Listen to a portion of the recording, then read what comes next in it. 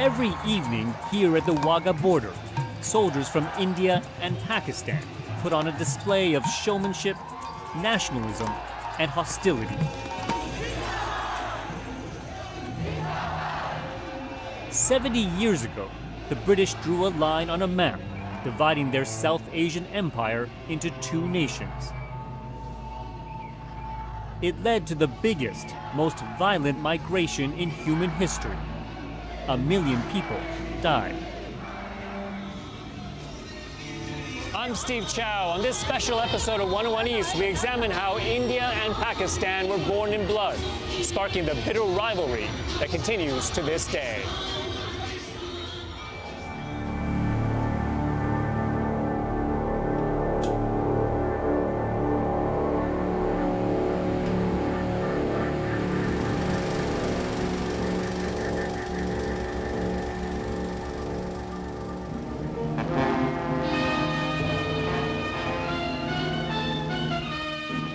Pakistan acclaims the transfer of British power as Mr. Jinnah, Governor-General of the new Dominion, arrives at the Constituent Assembly in Karachi.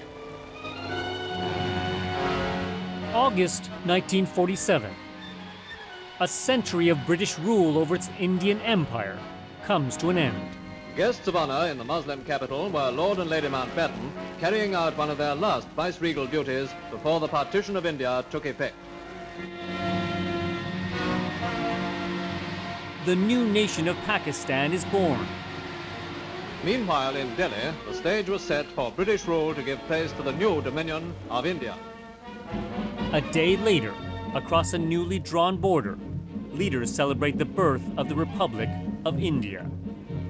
Freed from colonial rule, the creation of these two countries completes a long struggle for independence. Long years ago, we made a tryst with destiny, and now the time comes when we shall redeem our pledge. But even before the celebrations are over, chaos erupts. Panic and fear sets in as neighbor turns on neighbor, unleashing mass violence. Millions flee their homes. The celebrations were always marred by blood. They took place against the backdrop of horrific violence. People who a year before would have attended each other's wedding parties are murdering each other, raping each other's daughters, roasting each other's babies on spits. When human passions are unleashed, none of us can foresee what could happen. While historians recount the horrors of the past, for those who lived through them, it's like yesterday. लेकिन जदों आदमी साढ़े पिंड से हमला किया 5 आदमियों चों 18 बंदे उन्होंने मारे थे 86-year-old Joginder Singh Kohli was a young teenager in India at the time. 70 years on, he still remembers how Muslims, Hindus, and Sikhs turned on each other. और साढ़े पिंड का ही वाकया है वीरा वाली सी और विडो सी She was very, very beautiful. मुसलमान ने बड़ी निगाह से उसको क्योंकि मुसलमान बुरा करके आए बच्चे लैन वास्ते मैंने चुक के ले जाएंगे वो सारे पिंड गुरुद्वारा सी गुरुद्वारे की कार चली गई गुरुद्वारे जाके उन्हें संतोष किया और सौंग के उसके बाद मिट्टी से तेल पा के कपड़ा में वो सड़ गई उन्हें अगा दे खुद से सड़ गई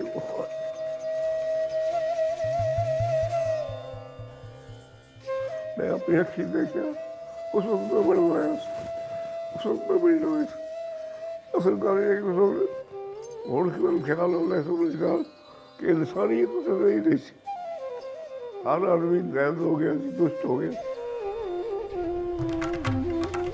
On the other side of the border in Pakistan, the memories are just as strong. In 1947, Saladin Khalid's family were Muslims in India. He's never forgotten how he escaped the killing, but others didn't. We were staying in our house on 6 September 1947 at 6 o'clock when my mother was saying her prayer. I heard a shriek, crying somebody.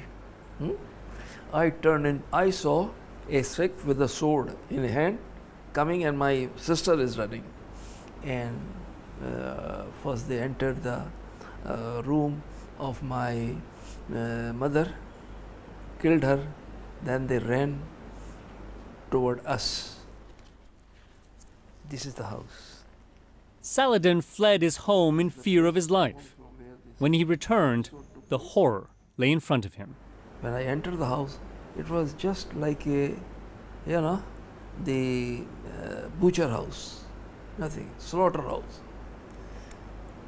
When you see your own mother drenched in blood and stomach open, the intestine coming up, how would you feel? How did it all come to this? Many point the finger at India's then colonial masters. When Britain ruled India, it was the jewel in the empire's crown, plundered for its natural resources. But in the devastating aftermath of World War II, Britain had its own problems on the home front. The Blitz has returned to London with renewed fury, and official opinion is now quite in The country had bankrupted itself, fighting itself to death with the Nazis. So British historians say that it was the exhaustion of the empire and the bankruptcy of the mother country that led to the realization that there was simply no way that the British could keep this enormous empire in chains, that the moment had come to head back home to a land of rationing, drizzle, low light, and leave the exotic plains of India behind.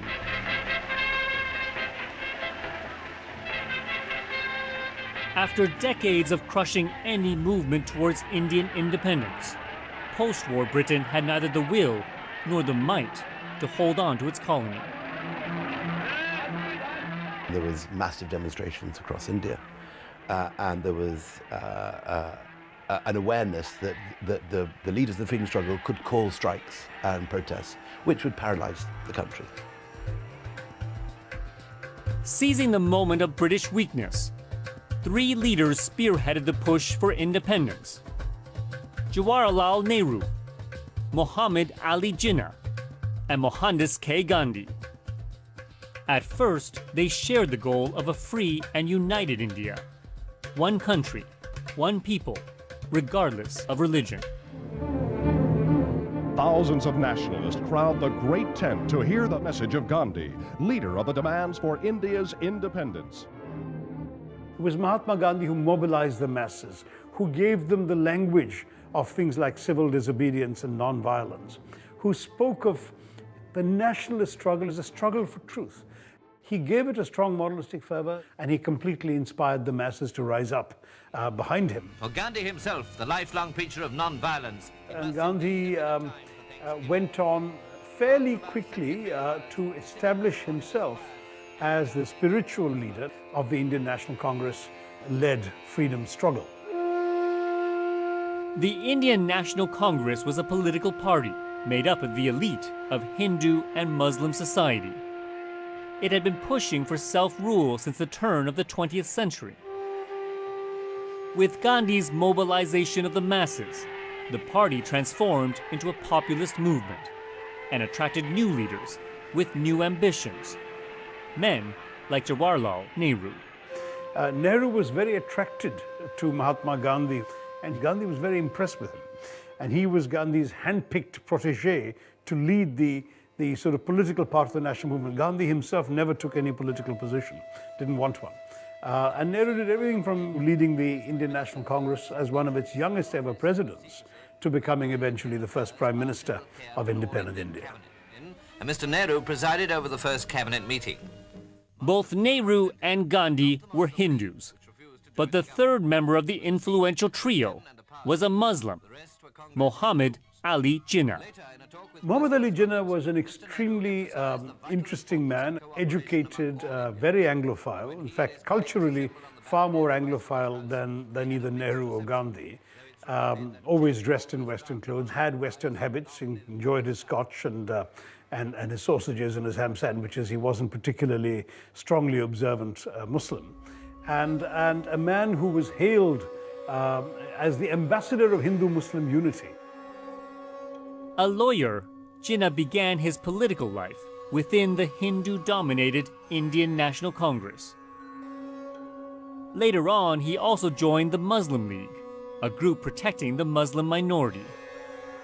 Both parties were fighting for an independent India, which at the time was Jinnah's ultimate goal. Jinnah is strongly opposed to the idea of a separate Muslim nation, and indeed he is saying this is British divide and rule. You know, they want us to be divided. We've got to stand together. We've got to fight for our freedom. If we don't fight for our freedom together, we will never be free. But he increasingly gets sidelined by a new, younger generation of leadership, among whom particularly there is Nehru, who is his nemesis. Pandit Nehru, who calls for an Indian republic, is accused by the League of working for domination over the Muslim minority. Britain making every endeavor. With Britain's grip on India weakening, Nehru and the Indian National Congress grew in power. Nehru wanted a new India to have a strong central government, run by his party. This alarmed Jinnah, who argued Muslim-majority regions should govern themselves. It was a losing battle. Jinnah realized that given the imbalance in political support between the League and the Congress, that the only way the League was ever going to actually come to any significant power was by advocating a separatist platform.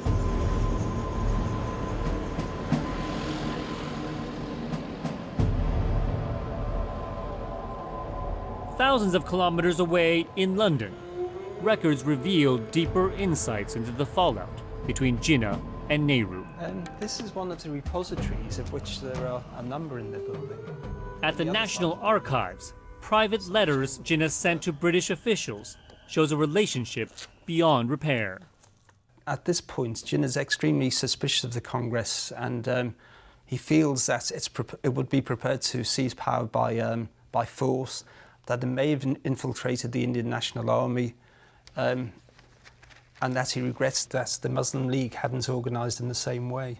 So we're talking about serious mistrust at this point. Yeah, I think this indicates complete breakdown in trust between the two parties, and it's the leadership of those parties. New Delhi, and although the scene looks quiet enough, Jinnah and Nehru had first come together to fight the British. Now they were fighting each other. Disturbances against the Muslim League soon reached the danger point. By 1946, any hope of a united India had evaporated.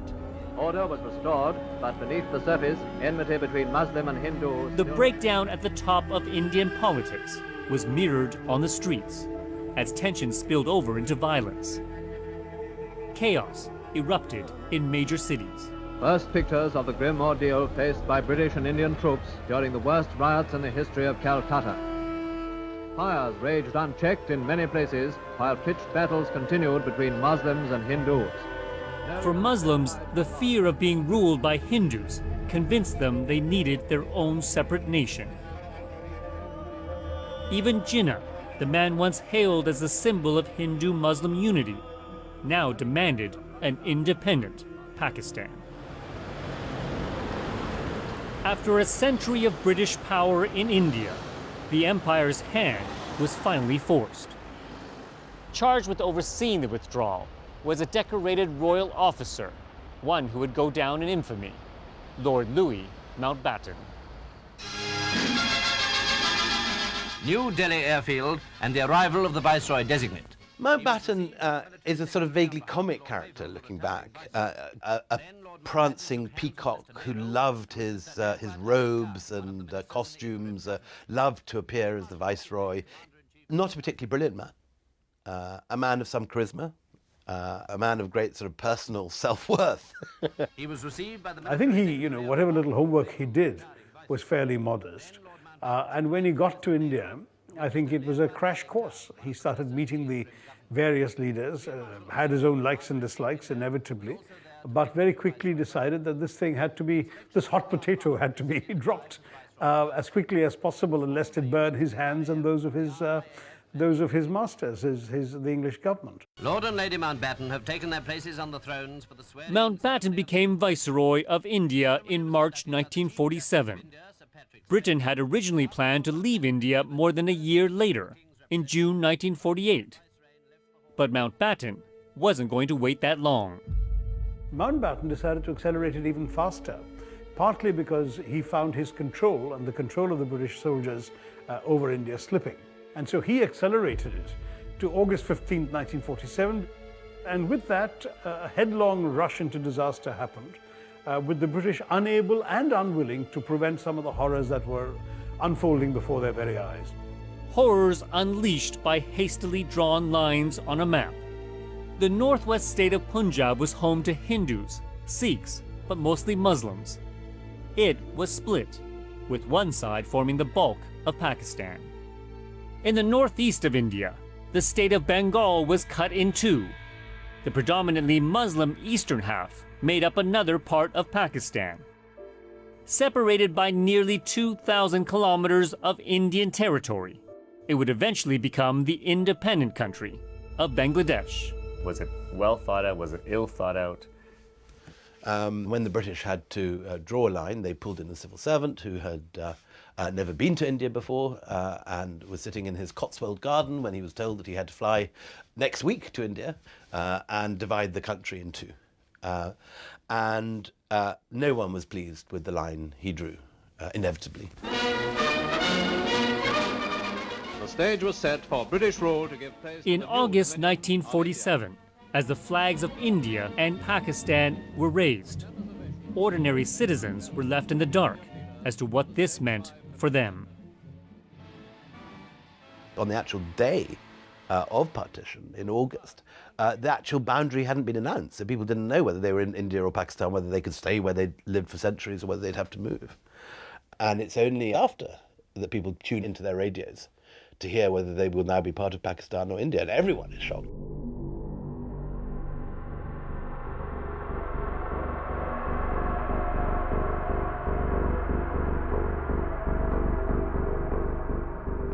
Suddenly, people found themselves on the wrong side of a new border. Muslims in India, Hindus and Sikhs in Pakistan. There had been ethnic fighting between Muslims, Hindus, and Sikhs before. The partition set off an unimaginable massacre. The whole of Lahore is on fire. It's like the Blitz. The villages are all burning, hayricks are on fire. The platforms are literally awash with blood because a whole load of Hindus waiting on the platform to travel to India had been massacred, and another platform was covered with blood because a train had just arrived from India full of dead Muslims. Total chaos.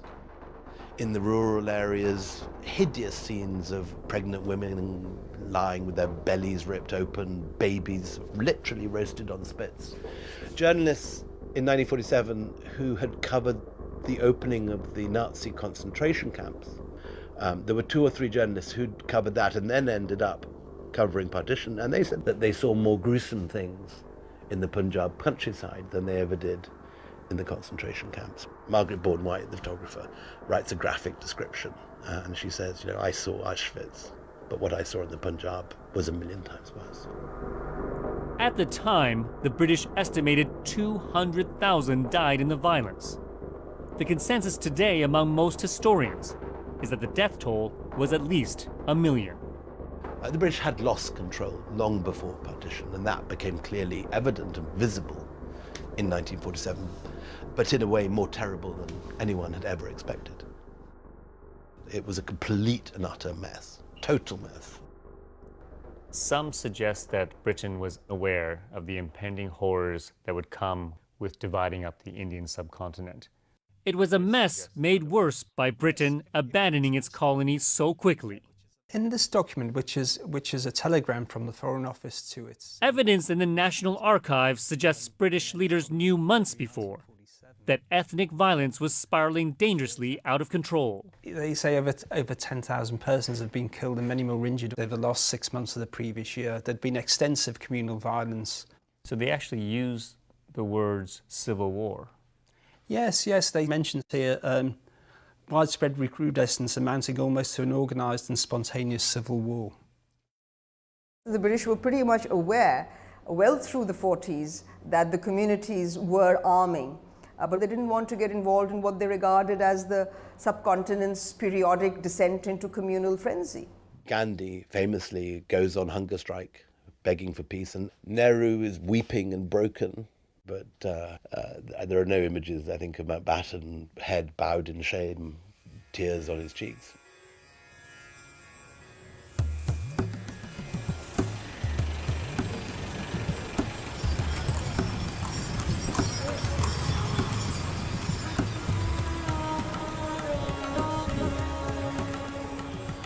History is so often told through the eyes of leaders.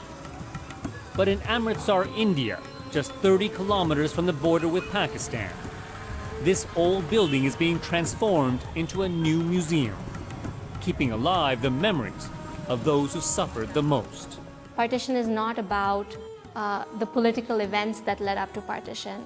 It's about the impact on each person who went through it, and what it might have felt like for them to leave behind their homes, to leave behind their friends, to leave behind the lives they'd known, and to move to a new land, and to have to rebuild afresh.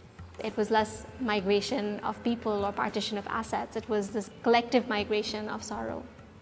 Wow, you've done a lot in just a few short months.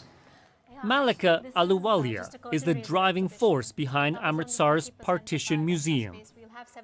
It's really shocking because if you think about the fact that within a few years of 9/11 happening, a 9/11 museum was there, and there are now numerous Holocaust museums. There's a beautiful apartheid museum. So countries around the world have worked to memorialize these events that have shaped them.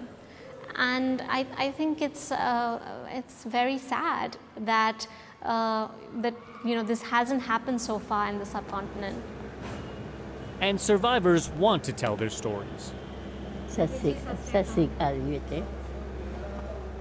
ਬੀਬੀ ਜੀ ਇਹ ਕੀ ਹੈ ਇਹ radio ਹੈ ਜੀ ਉੱਥੋਂ ਪਾਕਿਸਤਾਨ ਤੋਂ ਲੈ ਕੇ ਆਏ ਆ ਬਾਕੀ ਚੀਜ਼ਾਂ ਨਾਲੋਂ ਜ਼ਿਆਦਾ ਇਹਦਾ ਫਾਇਦਾ ਸੀ ਕਿ ਨਿਊਜ਼ ਪਤਾ ਲੱਗਦੀਆਂ ਰਹਿੰਦੀਆਂ ਸਨ ਬਸ Amolak Swani remembers the day violence arrived on her doorstep.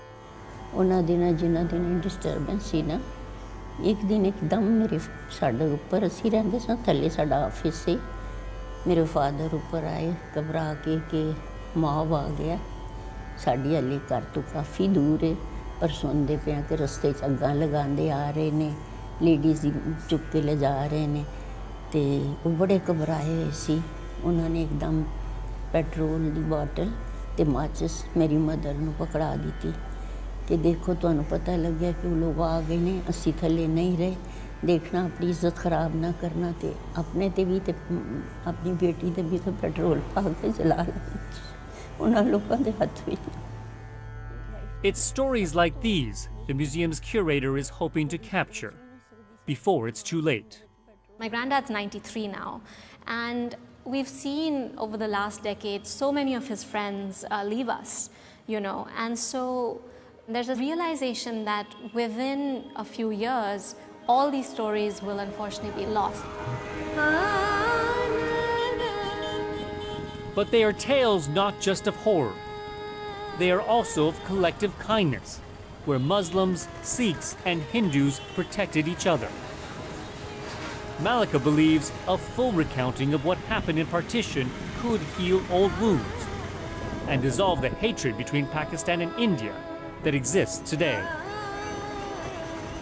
I think it's really important that we highlight the stories of humanity, that we highlight those stories of, friend helping friend, neighbor helping neighbor, but also stranger helping stranger. And that those narratives shouldn't get lost, because I think a lot of people who did make it to safety made it through the help of someone they knew. Hopefully one outcome of this would be that we remember our shared humanity and the shared history. For some survivors, forgiveness is the only way forward.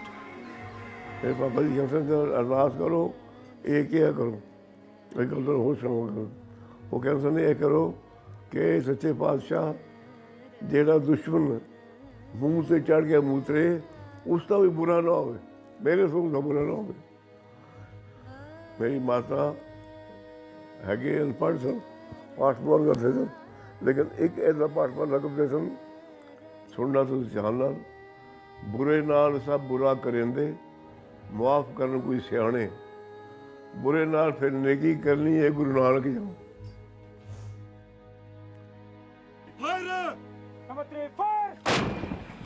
But politicians on both sides haven't forgiven or forgotten. 70 years on, the hasty division of Britain's empire continues to drive a bitter hostility between India and Pakistan. A hostility that has sparked wars, a deadly insurgency, and taken tens of thousands more lives. In our next episode of 101 East, we examine how history continues to fuel mistrust and hatred between the nuclear powers of India and Pakistan.